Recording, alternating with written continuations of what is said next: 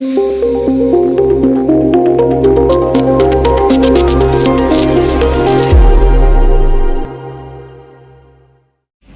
शिवराय. आज खूप आनंदाचा दिवस आहे.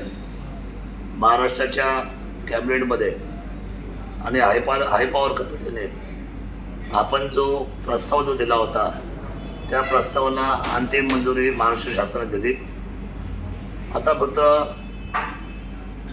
जो दिल्लीचा सेंट्रल झूचा जो प्रस्ताव आहे त्या प्रस्तावाला वरतून खाली आता मंजुरी येणं गरजेचं आहे.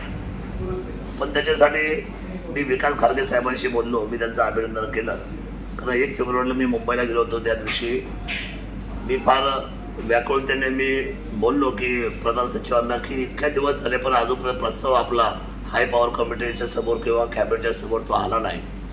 मग त्यांनी त्याविषयी खूप धावपळ करून आणि वेणुगोपालजी जे आहे जे फॉरेस्टचे सेक्रेटरी आहेत या दोघांनी मिळून तो अंतिम प्रस्ताव शेवटी हाय पॉवर कमिटीमधून कॅबिनेटसमोर सादर केला. तो आजचा महत्त्वाचा दिवस. आज खऱ्या अर्थाने बिबट सफारीला आपल्याला महाराष्ट्र शासनाचा हिरवा कंदील आला, कारण प्रोसिजर खूप किचकट होती. कारण हा ऐतिहासिक निर्णय आहे. लेपर्ड सफारी म्हणजे बिबट सफारी ही हिंदुस्थानात कुठेच नाही आहे. त्यामुळे फार अतिशय महत्त्वाची गोष्ट, आपल्या सर्वांसाठी आनंदाची गोष्ट या ठिकाणी घडली आहे. आणि दुसरी महत्त्वाची गोष्ट अशी आहे की ज्या वेळेला उद्या मी मुख्यमंत्र्यांना आता भेटेल, मी मुंबईत आलो. मला आज दुपारी ज्या वेळेला ही कॅबिनेट संपली आणि मला सेक्रेटरी साहेबांना फोन आला, प्रधान सचिवांना फोन आला की आपला विषय पारित झालेला आहे. त्यानंतर मी मुंबईच्या दिशेने आलो. उद्या मी मुख्यमंत्री साहेबांना भेटून जे दिल्लीचे फॉरेस्टचे मिनिस्टर आहेत त्यांच्याशी बोलणं होणार आहे.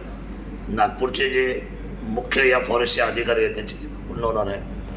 आणि मला मुख्यमंत्री बोलले तू ये, आपण बोलूया आणि त्यानंतर आपण लवकरच ती मंजुरी घेऊन आपण भूमिपूजन करायचं. कारण आचारसंहिता ही आता सेंटरची लागेल आणि मला पण खूप आवडेल की आपण एक नवीन प्रोजेक्टची सुरुवात करतो आहे. रोजगार वाढेल.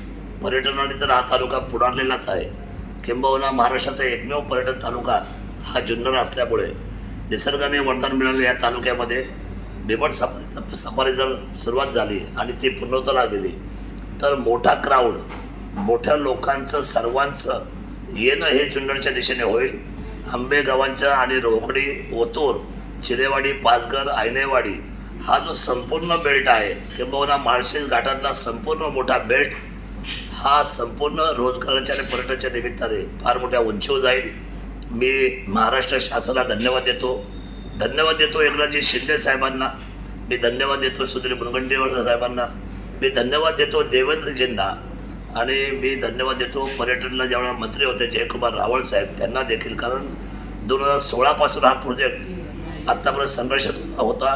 कारण 2019ला माझी आमदारकी केल्यानंतर मात्र खूप काही गोष्टी घडल्या. मधल्या काळामध्ये या बिबट सफारीला वेगळे त्या ठिकाणी काही लोकांनी राजकीय आडकाठी आणण्याचा प्रयत्न केला. पण ठीक आहे, तो त्याचे स्वभाव ज्याचे त्याचे असतात, मला त्याच्यावर काय बोलायचं नाही. परंतु आता जुन्नर हे आपलं एक वरदान ठरणार आहे.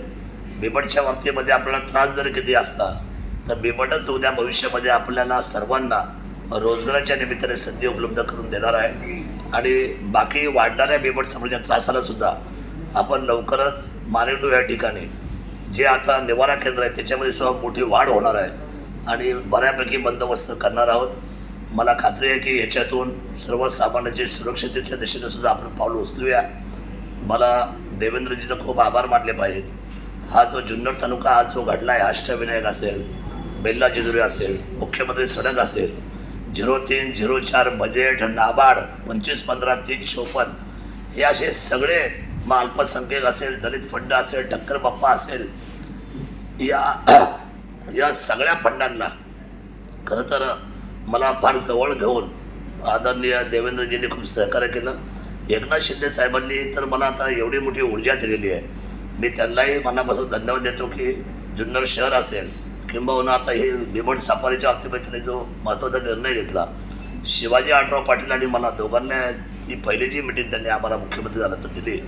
मला मनापासून मुख्यमंत्र्यांचे आभार व्यक्त केले पाहिजेत. लवकरच आम्ही याचा शुभारंभ करू. एवढंच मी माझ्या जुन्नरच्या तमाम मायबाप जनतेला सांगतो.